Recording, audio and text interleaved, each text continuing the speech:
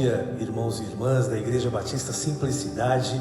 E você também que está assistindo esse vídeo, como certamente você assistiu outros vídeos do nosso canal. Inclusive, estamos aqui continuando, a série Mais Próximos, que é a visão da igreja, o sonho da igreja para 2025, o desejo é de estarmos mais próximos de Deus, mais próximos uns dos outros como comunidade, e também de aproximar pessoas para ter relacionamento com Jesus. Não é esse o objetivo e a missão da igreja? Conhecer mais a Deus, alegrar o coração dele e fazê-lo conhecido. Não é assim que a gente entende a missão da igreja? E hoje estamos muito felizes, estamos aqui no Colégio Evangélico Campo Grandense, uma escola que nós lecionamos aqui também durante a semana. Estamos aqui numa sala de aula, é o nosso projeto de celebração aos domingos na escola. Quando a gente fala isso, os membros da igreja já sabem que nós vamos nos encontrar aqui no centro da cidade, mas na escola.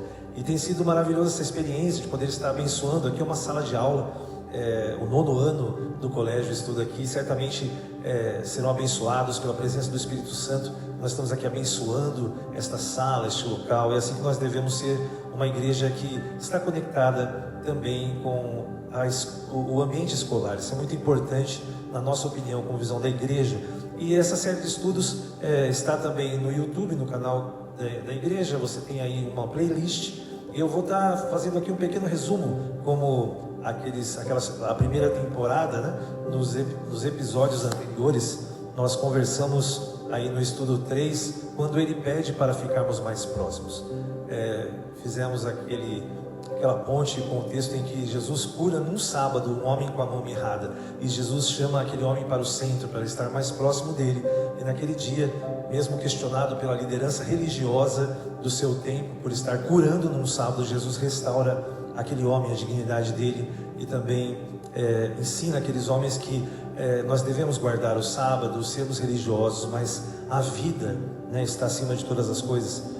O outro estudo é quando Jesus parece estar mais distante, naquela passagem em que Lázaro está doente, Jesus está relativamente distante, mas ele se delonga e acontece que o grande amigo dele morre. E a impressão que muitas vezes temos em nossa vida é que Jesus está distante, mas Jesus está sempre no controle. Ele está sempre perto está a sua ação, o seu poder. Ele sabia que naquele dia ele iria fazer um grande milagre. Ele ressuscitou o seu amigo. Nós falamos em seguida de quando ele está mais próximo do que nós imaginamos. Naquele caminho, os discípulos indo para Emaús, eles estavam ali caminhando, tristes, decepcionados, ao ponto de não perceberem que Jesus estava caminhando com eles. Muitas vezes Jesus está mais próximo do que você imagina na sua vida. É só você ter essa percepção, abrir seus olhos. Esse foi o nosso desafio para a nossa comunidade. E na semana passada falamos que muitas vezes Jesus está próximo, mas na marginal da nossa vida, falando sobre aquela passagem que Jesus está ressurreto nas margens do rio Tiberíades, e Pedro e os discípulos, desertando da sua missão, decidiram ir pescar, e Jesus os chama para si, os chama para perto. E Jesus estava ali, eles estavam a 90 metros de distância, mas Jesus estava à margem das suas vidas. E Jesus ali traz para próximo, conversa com Pedro, restaura e dá um ressignificado para suas vidas, dizendo: eu não te chamei para ser agora pescadores de homens. Esse é o Jesus que sempre nos desafia para a nossa missão. Vamos ler o texto de hoje, que está em 1 Reis 19, versículos de 1 a 18. 1 Reis, primeiro livro de Reis, capítulo 19, de 1 a 18. Vamos ler a palavra de Deus? Ora, Acabe contou a Jezabel tudo o que Elias tinha feito e como havia matado todos aqueles profetas à espada. Por isso Jezabel mandou um mensageiro a Elias para dizer-lhe: que os deuses me castiguem com todo rigor, caso amanhã, nesta hora, eu não faça com a sua vida o que você fez com a deles. Elias teve medo e fugiu para salvar a vida. Em Berseba de Judá, ele deixou o seu servo e entrou no deserto. Caminhando um dia, chegou a um pé de gesta, sentou-se debaixo dele e orou, pedindo a morte. Já tive bastante, Senhor, tira minha vida, não sou melhor do que os meus antepassados. Depois se deitou debaixo da árvore e dormiu. De repente um anjo tocou nele e disse: levanta-se e coma. Elias olhou ao redor e ali junto à sua cabeça havia um pão assado sobre as brasas quentes e um jarro de água. Ele comeu, bebeu e deitou-se de novo. O anjo do Senhor voltou, tocou nele e disse: levanta-se e coma, pois a sua viagem será muito longa. Então ele se levantou, comeu e bebeu. Fortalecido com aquela comida, viajou 40 dias e 40 noites, até que chegou a Horebe, o monte de Deus. Ali entrou numa caverna e passou a noite, e a palavra do Senhor veio a ele: o que você está fazendo aqui, Elias? Versículo 10. Ele respondeu: tenho sido muito zeloso pelo Senhor, Deus dos exércitos. Os israelitas rejeitaram a tua aliança, quebraram os teus altares e mataram os teus profetas à espada. Sou o único que sobrou, e agora também estão procurando matar-me. O Senhor lhe disse: saia e fique no monte, na presença do Senhor, pois o Senhor vai passar. Então veio um vento fortíssimo, que separou os montes e esmigalhou as rochas diante do Senhor. Mas o Senhor não estava no vento. Depois do vento houve um terremoto, mas o Senhor não estava no terremoto. Depois do terremoto houve fogo, mas o Senhor não estava nele. E depois do fogo houve um murmúrio de uma brisa suave. Quando Elias ouviu, puxou a capa para cobrir o rosto, saiu e ficou à entrada da caverna. E uma voz lhe perguntou: o que você está fazendo aqui, Elias? E ele respondeu: tenho sido muito zeloso pelo Senhor, Deus dos exércitos. Os israelitas rejeitaram a tua aliança, quebraram os teus altares e mataram os teus profetas à espada. Eu sou o único que sobrou, e agora também estão procurando matar-me. O Senhor lhe disse: volte pelo caminho por onde veio e vá para o deserto de Damasco. Chegando lá, unja Azael como rei da Síria. Unja também Jeú, filho de Ninzi, como rei de Israel. E unja Eliseu, filho de Safate, de Abel-Meloá, para suceder a você como profeta. Jeú matará todo aquele que escapar da espada de Azael, e Eliseu matará todo aquele que escapar da espada de Jeú. No entanto, fiz sobrar 7.000 em Israel, todos aqueles cujos joelhos não se inclinaram diante de Baal, e todos aqueles cujas bocas não o beijaram. Vamos orar. Senhor, em nome de Jesus. Como é bom, Senhor Deus, ouvir a tua palavra. Todas as histórias, Pai, nos inspiram. Pessoas que são, Senhor Deus, uma referência, um profeta como Elias, se sentindo também, Senhor Deus, depressivo, triste, querendo até deixar de viver. E nós sabemos que isso mostra que somos humanos, Pai, e que o Senhor ama a cada um de nós e sempre nos redireciona. Abençoa, Pai, a pregação da tua palavra nessa manhã, em nome de Jesus. Amém e amém. O tema para esse episódio de hoje, aqui da temporada Mais Próximos, quando o que está mais próximo é a escuridão. Podemos ver que existe um dilema na vida do profeta Elias, um dilema vivido por ele, o profeta que em momentos antes havia sido um instrumento de Deus para revelar o seu poder, para demonstrar o seu poder. Ali, quando ele venceu os profetas de Baal no Monte Carmelo, e agora se encontra em fuga. Talvez a expectativa do profeta, como cada um de nós, quando temos uma vitória, é que no outro dia é dia de celebração, mas no dia seguinte, o dia depois da vida de Elias, desse grande feito que o Senhor realizou, foi uma má notícia. Jezabel estava ameaçando tirar a vida de Elias, e ele foge. Elias é tomado pelo medo, pois mesmo diante da demonstração incontestável do Senhor Deus, o povo continua ainda subjugado pela rainha Jezabel. Nós sabemos que Jezabel era uma rainha que institucionalizou a idolatria no povo de Israel. Ela fez com que as leis do Senhor fossem esquecidas e que novas questões de idolatria, culto a Baal, e ela também matou muitos profetas do Senhor. Foi uma rainha que mais tarde sabemos o seu final. Jezabel foi comida por cachorros. Mas durante o seu reinado, junto com o rei Acabe, talvez um dos piores reinados da história do povo de Israel, ela realmente revela como ela influenciava para o mal a sua nação.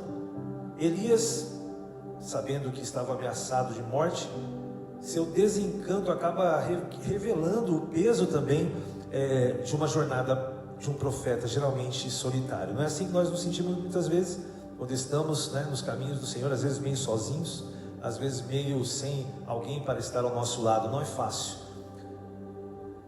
A tristeza de Elias se torna uma depressão, uma vontade até de deixar de viver. Está lá em 1 Reis 19, versículo 4. Em 1 Reis 19, versículo 4, ele entrou no deserto, caminhando um dia, chegou a um pé de giesta, sentou-se debaixo dele e orou, pedindo a morte. Ele disse: já tive o bastante, Senhor, tira minha vida, não sou melhor do que os meus antepassados.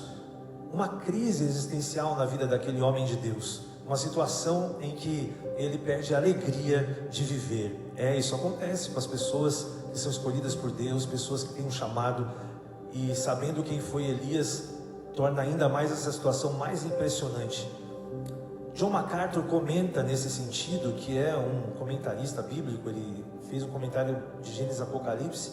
Ele diz o seguinte: Elias, exausto e desencorajado, chegou a pedir que Deus tirasse a sua vida. Isso demonstra que até mesmo os servos mais fiéis podem enfrentar momentos de profunda depressão e desespero.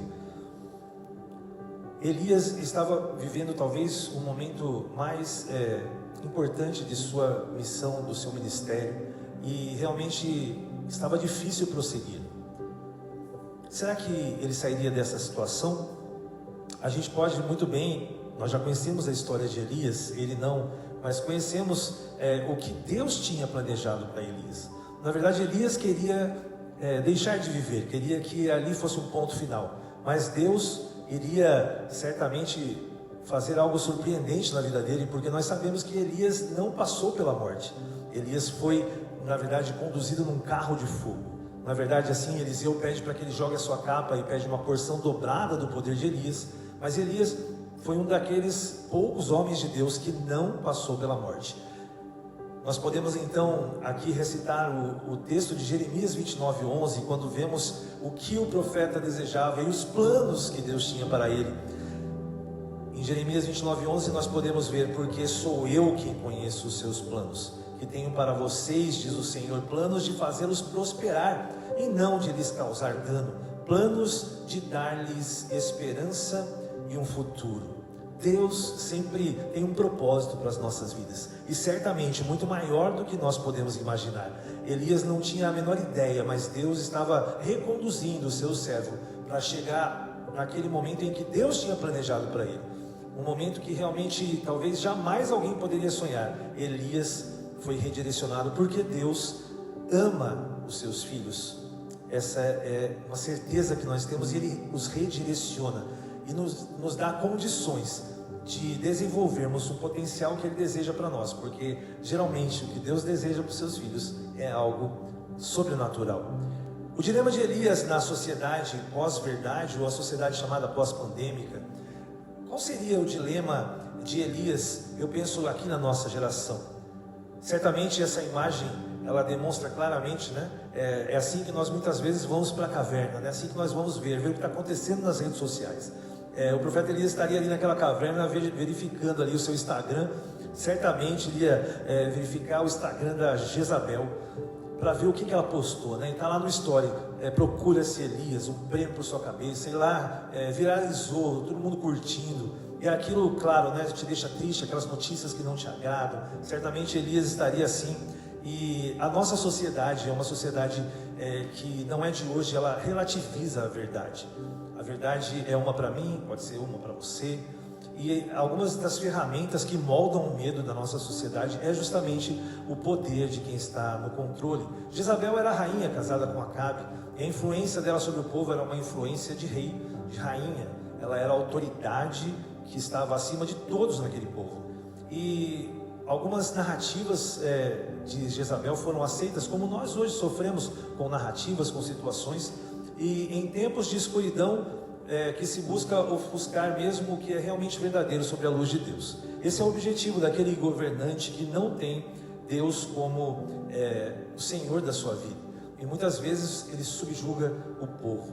Hoje não é diferente daquela época. A influência, poder, é o que as pessoas infringem umas às outras, e o poder é desejado para isso. Nós podemos fazer um paralelo aqui com o mito da caverna de Platão. É inevitável a gente pensar nisso, né? Platão descreve prisioneiros presos desde o nascimento dentro de uma caverna, vendo apenas sombras da realidade projetadas na caverna pela luz externa. Quando um deles se liberta e sai para a luz, percebe o mundo real, mas ao retornar para contar aos outros, ele é rejeitado. Essa é a história que Platão conta, no caso, para exemplificar que muitas vezes nós estamos presos a uma realidade que não é verdadeira. E muitas pessoas que começam a pensar, refletir, começam a discutir, elas na verdade, mesmo estando mais próximas da verdade, elas são de alguma forma anuladas, rejeitadas. Muitas pessoas não querem saber da realidade e se consideram donos da verdade, pelo menos a verdade que para elas é a real. Mas nós sabemos que precisamos lutar contra isso e sair dessa caverna. Talvez hoje nós poderíamos pensar numa caverna digital. Na verdade, da nossa geração, acaba sendo esse ambiente que nos afasta da realidade. Viver imerso nas redes sociais, que reforçam padrões distorcidos, muitas vezes disseminam o consumismo e acabam por obscurecer a nossa visão da realidade, totalmente vendados, impossibilitados de enxergar a verdade libertadora de Cristo, a grandeza de Deus. Por quê? Porque é um padrão, é uma narrativa. Muitas vezes as pessoas estão ali com seus Instagrams, mostrando os seus melhores momentos. Lembro de uma crítica feita ao cantor Elton John, que acaba fazendo um selfie num velório. Muitas pessoas falaram, isso não é um momento para se tirar uma selfie. E ele mesmo disse, se eu mostro no meu Instagram, quando eu estou feliz, também deveria mostrar momentos difíceis, porque nem tudo é praia, nem tudo é evolução, Nós temos os nossos dias, as nossas dificuldades, mas o que é mais perigoso é quando essas situações tiram a gente da verdadeira realidade, nos afastam de Deus e começam a gerar em nós uma vida secularizada. A nossa espiritualidade já não tem qualquer importância em relação à materialidade. Timothy Keller reflete de uma forma crítica, dizendo: se esta vida é tudo o que existe e não há Deus ou vida além deste mundo material, então no final das contas não importará se você é um maníaco genocida ou um altruísta. Ele diz isso no seu livro Deus na Era Secular, no capítulo 1, Significado que o sofrimento não pode tirar de você. O que Timothy Keller quer dizer nessa reflexão é que se nós temos algo para transcender, algo ético, algo valoroso, se não existe nada além disso, se o que realmente nós estamos vivendo é o melhor que podemos ter, a humanidade é a melhor solução para a vida, nós estamos vivendo para quê? Por que é a diferença de uma pessoa ética e uma pessoa não ética? Uma criminosa, uma pessoa que não é? Na verdade, nós temos essa noção porque cremos que Deus é um Deus verdadeiro e o reino dele transcende a nossa realidade, e nós precisamos nos libertar daquilo que nos prende e nos impossibilita de entender quem é Deus. Nesse sentido, os reflexos do Senhor, que é a ética, que é também ser altruísta, a empatia, elas começam a ser verdades que nós estamos experimentando, mas que vêm de Deus e que nós transcendemos no sentido de ser um caminho ideal e que a morte não é o final de todas as coisas. Essa é a visão do cristianismo. Nós temos algo superior para termos um padrão. Quantos estão numa jornada de desesperança? Quantos estão com medo, dúvidas, ansiedades? Mas há sempre um chamado para quem está na trilha da espiritualidade. Fique atento, assim como Deus ali entra com a sua voz naquela caverna e diz: Elias, o que você está fazendo aqui? Deus está fazendo hoje o mesmo chamado. O que você está fazendo onde você está? Saia da caverna, venha para a realidade espiritual que eu tenho para você. A graça de Deus que opera na vida de Elias é impressionante. A graça que nos chama para fora. Elias quer morrer, mas Deus quer restaurá-lo. A graça de Deus se manifesta pelo menos em 3 etapas na vida do profeta. Primeiro, o cuidado divino. Deus envia um anjo para alimentar Elias. Está lá nos versículos 5 e 7. A provisão é o primeiro passo para a restauração. Deus se importa com o nosso corpo e também com a nossa alma. É maravilhoso ver, como vimos na semana passada no mar de Tiberíades, Jesus estava à margem, mas estava ali preparando um peixe assado, estava ali com um pão quentinho para os seus discípulos desertores. Mas Jesus não começa a tratar de assuntos do reino sem que eles se sentissem saciados. E da mesma forma Elias, naquele caminhar ali de deserto, indo cada vez mais deserto adentro, Deus vê a situação dele e o anjo providencia um pão quente, uma água, como que um oásis na vida do seu filho. Deus é assim, é o Jeová Jireh dos momentos de deserto da nossa vida, onde a nossa vida está passando por momentos de dificuldade, estamos sedentos, estamos famintos, e Deus vem com a provisão. Ele é o Jeová Jireh. Maravilhoso ver a graça do Senhor agindo e esse cuidado divino para com os seus filhos. O segundo ponto que nós podemos destacar aqui, a graça atuante de Deus na vida do seu profeta e dos seus filhos, o chamado para a presença de Deus. Elias chega ao Monte Horebe e se esconde numa caverna, e Deus pergunta: o que fazes aqui, Elias? Deus tem um projeto para a sua vida, como tinha um projeto para a vida de Elias, e ele adentra a solitude do profeta ali naquela caverna e fala: o que você está fazendo aqui? Eu tenho um trabalho, você sabe que eu tenho uma missão para você. É interessante ver que Elias já tinha um discurso preparado. Ele fala 2 vezes a mesma coisa no texto. Você pode ver lá, ele fala: olha, todo mundo está me perseguindo, mataram todos os profetas, só sobrou a mim. Interessante, né? Que ele repete isso como se ele tivesse imaginado: eu sei que Deus vai falar comigo, e eu vou dizer isso e aquilo. Não é assim que a gente faz racionalmente para não ouvirmos o chamado de Deus. Nós temos um monte de desculpas. Era assim na vida de Elias também, mas Deus tem um chamado para a presença dele. E em terceiro lugar, a graça opera com a voz suave e a missão renovada. Deus se revela a Elias não no vento forte, nem no terremoto e no fogo, mas numa brisa suave. Está lá nos versículos 11 e 12. Elias percebe que Deus ainda está no controle e a sua missão não terminou. Quando tudo aquilo passou, toda aquela situação que ele se viu ali, vendo um grande poder agindo, talvez esperando algo até contra si, ele pediu para morrer, talvez fosse o tempo de ele deixar de existir. Mas Deus vem com uma voz e ele percebeu, ele se cobre, porque ele sabe que Deus iria falar com ele, e Deus acaba renovando o seu chamado. Olha, vai, unja aquele rei, unja outro rei de Israel, unja outro profeta. Sabia que é interessante que o cálculo que a gente pode fazer aqui pelo tempo decorrido desse dia até o dia da carruagem que leva e arrebata o profeta Elias, se passaram 8 anos. O final da vida para Elias era aquele momento, era ali na caverna, tinha acabado tudo, mas Deus ainda tinha em 2 Copas do Mundo para ele trabalhar como profeta.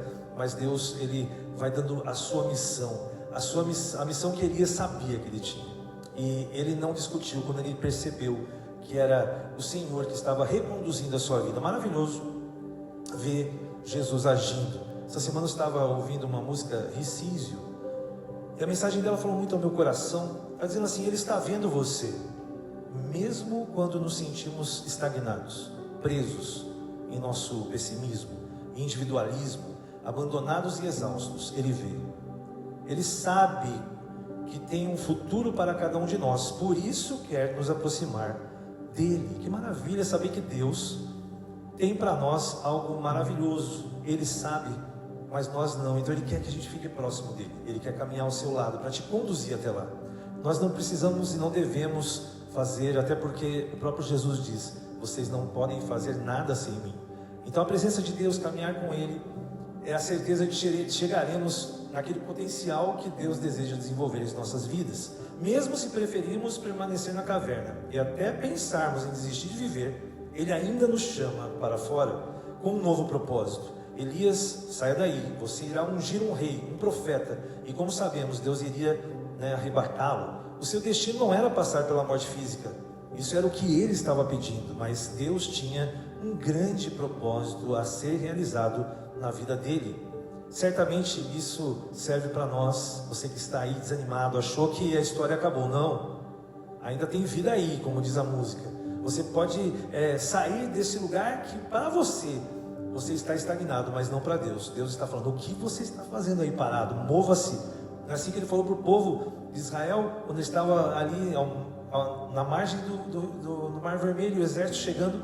Ele falou para Moisés: diga ao povo que marche.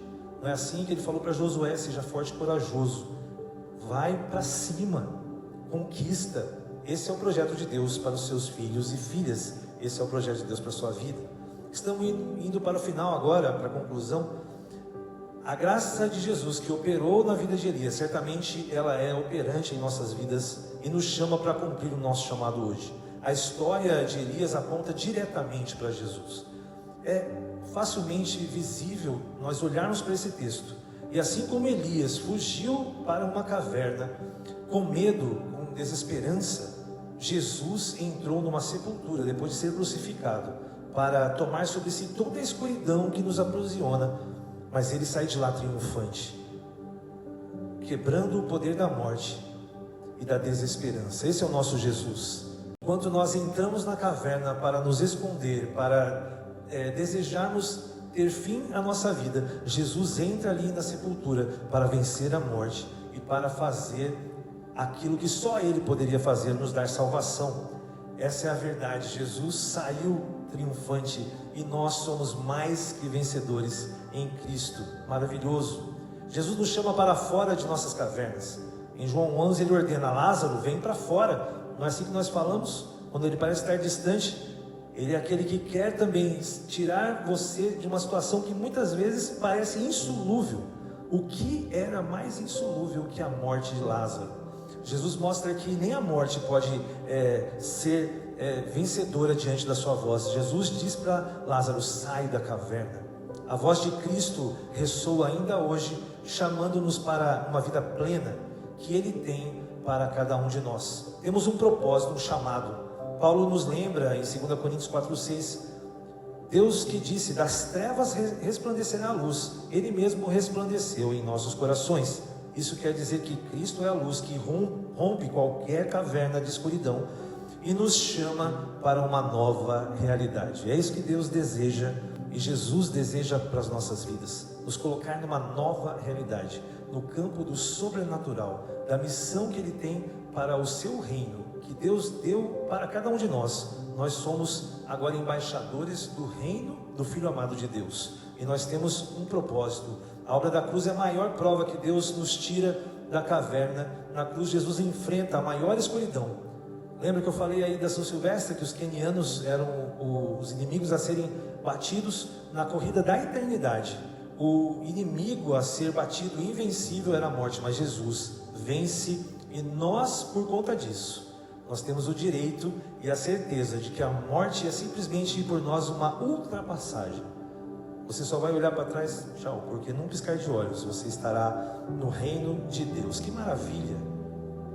Ele ressuscitou e a sua vitória nos dá certeza de que nenhuma caverna é grande, profunda ou escura demais que não possa ser iluminada pela graça de Jesus. Essa é uma grande verdade para nós. O Evangelho não é apenas um convite à luz, é o próprio brilho que dissipa as sombras da dúvida e da desesperança do ser humano.